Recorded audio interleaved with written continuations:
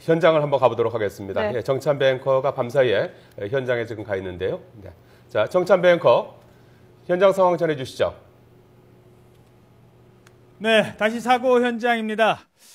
지금 이 시각 이성환 경찰청장이 이 사고 현장에 막 도착을 했습니다. 현장 상황을 둘러보고 있는데요. 지금 제 밑으로 사고 현장 앞에 입구에 경찰청장 등 경찰 관계자들이 현장을 직접 방문해서 현재 사고 상황을 점검하고 있습니다.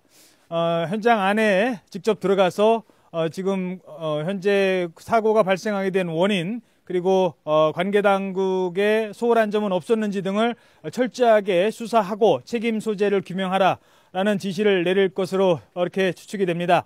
현장에는 경찰청장을 비롯해서 경찰 간부들이 현재 나와 있습니다. 취재진들과 함께 밖에서 지켜보고 있는데요. 잠시 뒤에 현장 안으로 들어가서 이 안의 상황도 지켜볼 것으로 보입니다. 취재진들은 안에 접근이 금지가 되어 있기 때문에 일단 바깥에서 현장 상황을 지켜보고 있는 것 같습니다. 지금 그리고요, 제가 있는 곳을 좀 설명을 드리도록 하겠습니다. 지금 눈보라가 더 심하게 날리고 있는데요. 바람이 아주 강하게 불고 있습니다. 이곳에 사실상 구조 작업은 중단이 됐습니다. 지금은 혹시 있을지 모를 이 실종자에 대한 수색 작업은 벌어지고 있습니다만 본격적인 수색 작업은 뭐 사실 다 끝났고요. 이제 잔여물 정리, 그러니까 해체 작업이 남아 있지 않나라는 것 같습니다. 그 전에 경찰청장이 현장을 방문을 해서 상황을 지켜보고 점검을 하고 있습니다. 경찰 관계자들이 안에 지금 들어가 있는 모습이고요.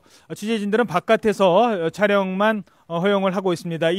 지금 2차 피해 우려가 있기 때문에 많은 취재진들이 안으로 들어갈 경우 또 다른 불상사가 발생할 수도 있어서 현재 진입은 금지가 되어 있는 상태고 폴리스 라인이 쳐 있는 상황입니다.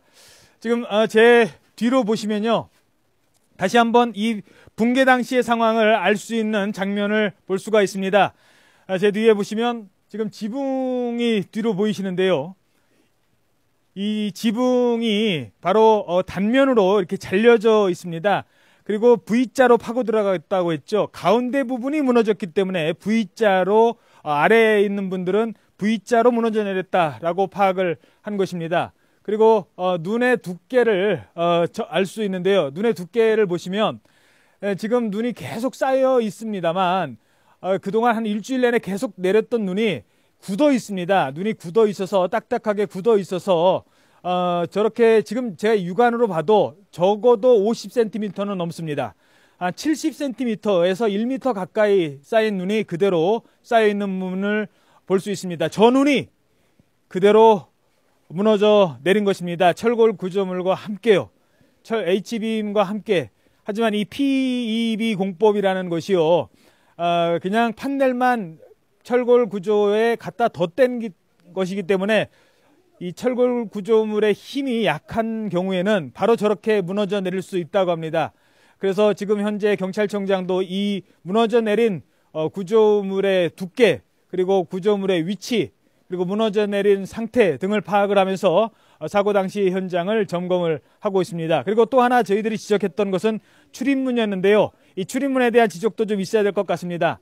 출입문은 앞에 메인 게이트 큰 정문이 하나 있습니다만 그 양쪽으로도 출입문은 작은 출입문이 분명히 있습니다. 그 문이 잠겨 있습니다. 그 문이 왜 잠겨 있을까요?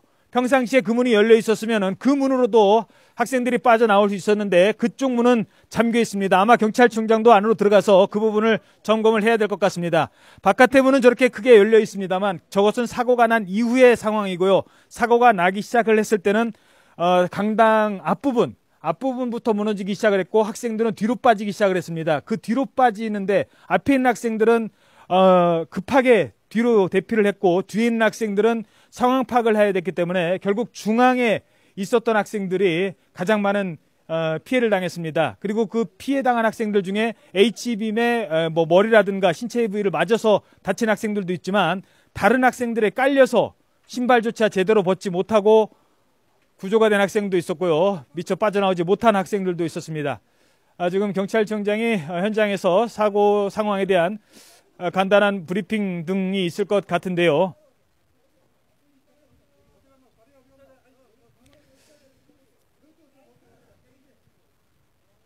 네, 아직은 특별한 언급은 없는 것 같습니다. 좀 더 자세히 설명을 해드리면 경찰청장이 현장을 점검을 하고 현재 상황에 대한 설명을 하고 있습니다.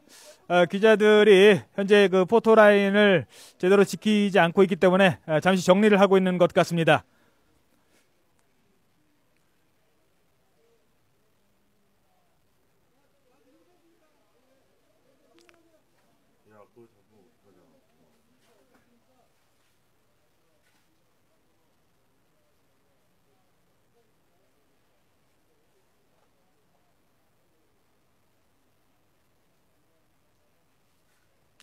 네, 지금 경찰청장 얘기가 있는데요. 현장 상황이 좋지 않아서 어떤 내용을 하고 있는지는 여기서는 잘 들리지 않고 있습니다. 아마 사고 원인을 철저하게 규명하고 관계자들에 대한 처벌 그리고 진상 규명 무엇보다도 구조 작업이 좀 더 이루어질 수 있다면 이 희생자들을 에 대한 이런 수습 방안 등에 대해서도 설명이 있을 것 같습니다. 좀 더 윗부분을 다시 한번 좀 설명을 드리도록 하죠. 지금 저렇게 두껍게 쌓여있는 눈이 한꺼번에 쏟아져 내렸기 때문에 학생들이 더 이상 대피를 할 수 없었고요. 제가 조금 전에 전해드린 것처럼 가운데에 몰려있는 학생들의 피해가 컸다는 점을 다시 한번 말씀드리겠습니다. 이 눈의 무게가요. 습설이었습니다. 지난 일주일 동안 내렸던 눈이 습설이었고 그래서 무게가 더 많이 나갔습니다. 한 300톤 가량의 눈이 쌓여 있지 않았나라고 추정을 하고 있습니다. 추정입니다만 이 300톤이라고 한다면 전봇대 우리가 흔히 얘기할 때 전봇대가 1톤 정도로 지금 생각을 한답니다. 전봇대가 300개가 한꺼번에 강당 위에 그것도 가운데 기둥도 없는 단순히 판넬로 쌓아놓은 위에 그대로 쌓여 있었고 한꺼번에 쏟아져 내렸다. 이렇게 비유를 할 수 있을 것 같습니다. 그래서 학생들의 희생자들이 많았다.